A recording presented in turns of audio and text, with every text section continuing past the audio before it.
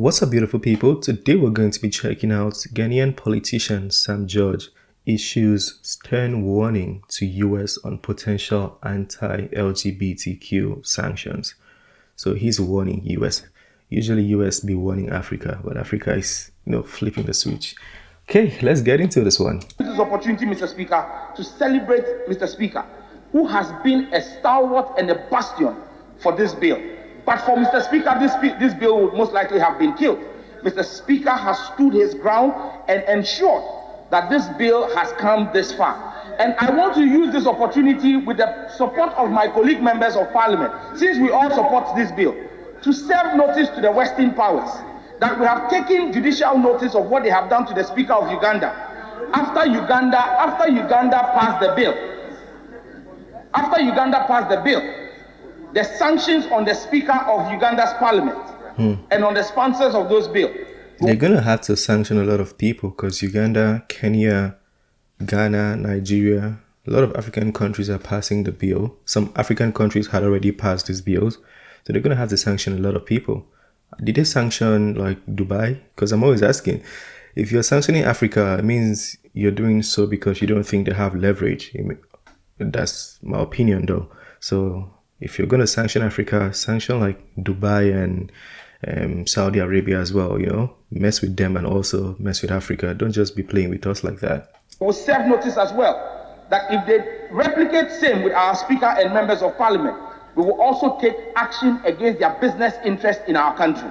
Because they serve in this country and make money from here and take back home. They cannot hold us to ransom. Sam George further exposed the glaring hypocrisy of America, highlighting their failure to impose sanctions on the Secretary of Defense despite contradictory events during Pride Month.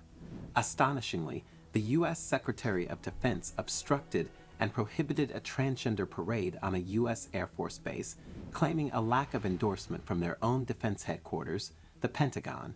Governor DeSantis of Florida passed legislation targeting openly transgender individuals. So why hasn't the American government taken decisive action against its own citizens? Why is it that the American Secretary of State has not sanctioned the Secretary of Defense? Because June was declared Pride Month and they had transgender parades. The U.S. Secretary of Defense blocked and stopped a transgender parade on a U.S. Air Force base because he said the U.S. Pentagon, which is their defense headquarters, would not support such activity. Governor DeSantis has passed legislation against open transgender parades in Florida. Why have they not taken on their own citizens? In fact, in 2022 alone, there were 433 actions in State House of Legislatures across the United States, banning and clamping down on homosexuality. The Supreme Court of the United States, SCOTUS, just last week, passed a landmark judgment enforcing the rights of American citizens to refuse to offer services to people on the basis of their faith and because they were LGBTQ. Mr. Speaker, it shows you that even America has realized the error of their judgment and are walking back their steps. Italy in June designated June also as Family Protection Month. I said that, I mentioned that. A lot of people still came to my video to say it's a lie. I don't know why people are saying it's a lie. I mean, if you have a point, you can't just come and say it's a lie. I'm not somebody who is stupid. If you have a point to prove that the video is not true or there's something wrong with the video, feel free to give me the point. I'm going to read it. Or if you have like an article you want me to see, share it with me. I'm going to read it and I'm going to take correction.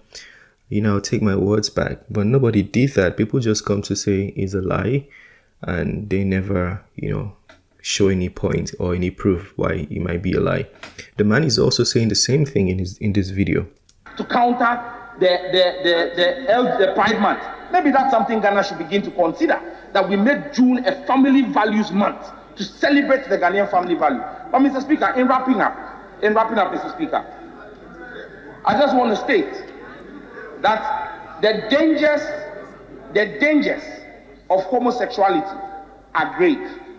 Persons who are homosexuals or transgenders per statistics from the CDC, have at least 6 times higher rates of obesity, substance abuse, and suicidal thoughts than heterosexual people. This has a consequence for our health bill as a country and public health, and we cannot turn a blind eye to this. He's saying, do you think other African countries had the bill already? I feel like Uganda, Kenya, and what is the other? Ghana. They're kind of like the later countries to make the bill. Nigeria had this since Obama, since, as a matter of fact, I think Obama legalized gay marriage and he came to Nigeria to impose it on the president. I think that was Bailey Jonathan, good luck. I think that was the president at the time. So when he came, the man said Nigerian values are different from the American values. And as a matter of fact, the fact that you want to impose it will make it 14 years imprisonment for being gay. It wasn't even LGBTQ at the time. It was being gay or being lesbian. So that's why I keep saying the imposition of these laws in African countries is causing more harm than good to the LGBTQ community they are trying to protect. Because people are not actively looking to discriminate or, hate on LGBTQ. People are not doing that. But now when you try to impose it and be like, you must accept this, then people are like, hey, hold up, you can't tell me what to think. You can't tell me what to do as well. And people push back. And that pushback is even worse than what you might expect.